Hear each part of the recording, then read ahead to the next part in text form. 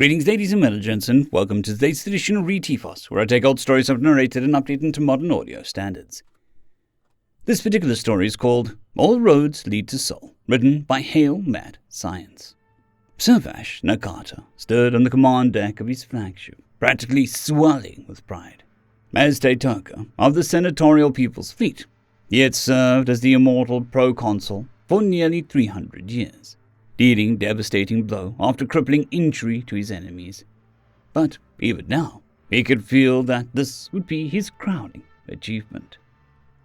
His grand fleet filled the void amongst the planets of the inconsequential system, along with the debris of what had been the pathetic and paltry defenders' vessels.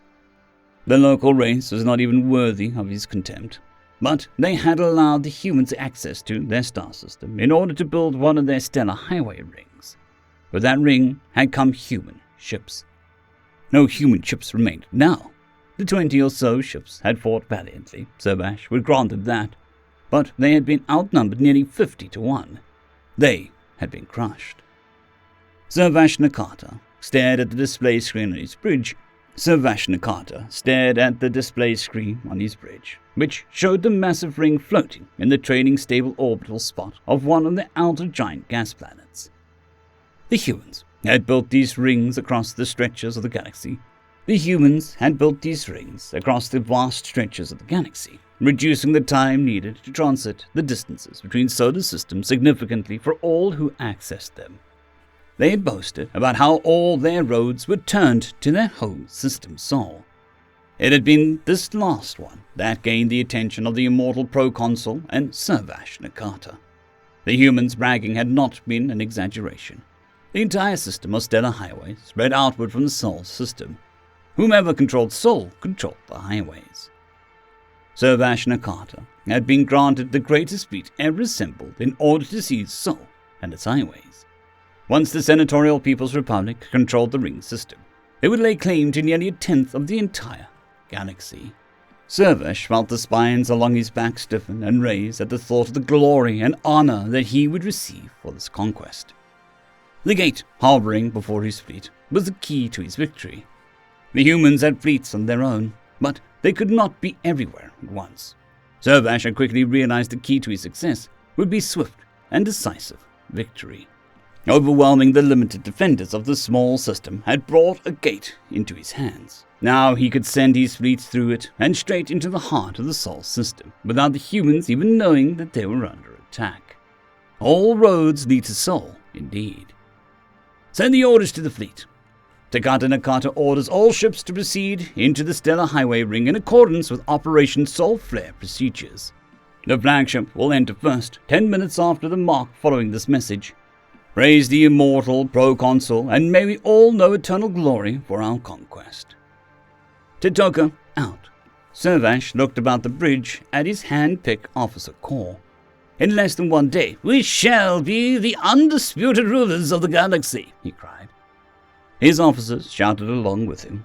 Servash knew that he would be remembered for eternity after this. Approaching Sol System, Taitoka.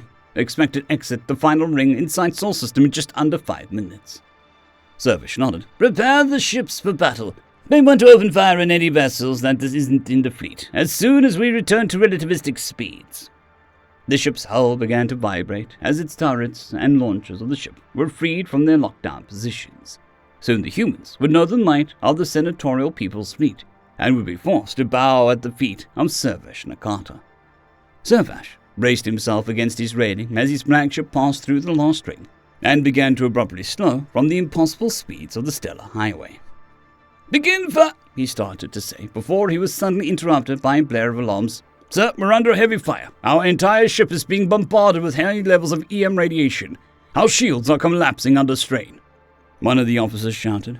Who's firing at us? Return fire with all weapons, Servash demanded loudly, confused as to how the humans had known that he was coming. We can't, sir, another officer yelled. The incoming fire has blotted out our sensors. We can't see who or where. The fleet, Servash cried, panic beginning to grip his mind. Surely we're taking so much damage because we are the first ship to exit. The rest of the fleet will deal with this petulant upstart humans. Multiple hull breaches imminent. Internal seals won't contain this damage.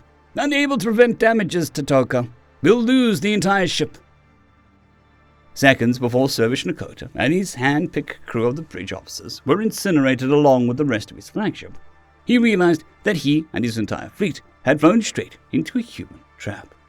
Servash did not know how the humans had known that he was coming, or how they had managed to design a trap that so easily overwhelmed him. But he did know that the thousands of sailors who had followed him here would die pointlessly. Servash knew sorrow and humiliation then before he knew nothing at all. No knowledge of who they are? The station manager asked. No, sir. We contacted them at their gate of departure, nor did they send a message beacon ahead of the ships. Space Traffic Controller responded. The manager of the Mercury Traffic Orbital Control Station looked out the window behind him at the soft tones of Mercury below. Then he turned back to stare at the Sol System entry waypoint ring in the trailing Lagrange point of the first planet. Keep the ring pointed in system then, he ordered after a second. Soon enough, the station manager and traffic controllers sat watching as hundreds of unknown ships appeared out of the ring, barreling down the gravity well of Sol at exceptional speeds. With no distance to break, the ships never stood a chance of avoiding plunging deep into the star's corona and incinerating. Wonder who they were, the station manager mused for a second, before shrugging and returning his focus to his paperwork. Outside the station, almost unnoticed, the sun seemed to sparkle as hundreds of ships vaporized in quick succession. End of story.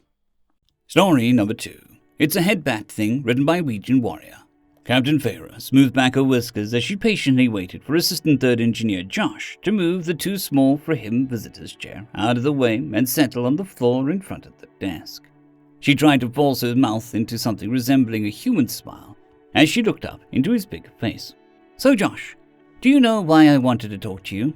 Josh squirmed slightly as he tried to get comfortable, his knees on level with his chin as he watched Captain from behind the desk. It's the head pat thing again, ain't it, ma'am?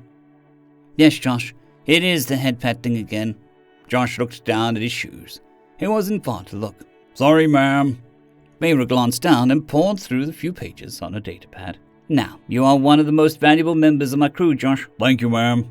Looking up at Josh again, Mayra tried to smile again as she continued, as well as the most frequently concussed, admittedly. Josh shrugged and gingerly rubbed the large bump in the back of his head. Sorry, ma'am. Some of the access ways down in engineering are a bit of a squeeze. A minor issue. Think nothing of it. We all know the doc and her nurses are always happy to see you. Preferably upright and conscious, though. Josh nodded doubly as he waited for the captain to continue. But this habit of yours to pat heads, or at least the bit that is uppermost in the case of the Stunkin crew members. Sorry, ma'am, I'm trying. Really trying but all of you are so short, ma'am, compared to humans. Ma'am. How to put, plainly spoken, just because some of the crew only reach your hips, there is no reason to... Well, they're so damn cute, ma'am. Bear's tail bristled for a second. Josh, they are professionals, like you and I. Josh studied his feet again. Sorry, ma'am. Reaching behind her to smooth her tail back down, Farah continued as she hadn't been interrupted. As I was saying, Josh, there is no reason why they should get all the attention. The taller crew members are constantly complaining about it, Josh. They are threatening to report you for discrimination. Josh nodded glumly, still looking down. Sorry, ma'am. I'll do better. Good. I don't want to see you hearing again for this, right? Lifting his head, Josh nodded in hopeful agreement. Right, ma'am. I'll try my best, ma'am. Farah turned off her pad and put it down, looking straight at the looming Terran in front of her as she waggled her ears. I didn't want to see you in here at 2100 sharp to show me this groovy thing the exec tried to explain to me. She quite enjoyed the pause on demonstration, she said. End of story. I'd greatly like to thank our Tier 5 channel members, Caspar Arnholtz, John Creighton, Manatharia, 050, Dragzoon WRE, and Elijah Silvercross. Thank you very much.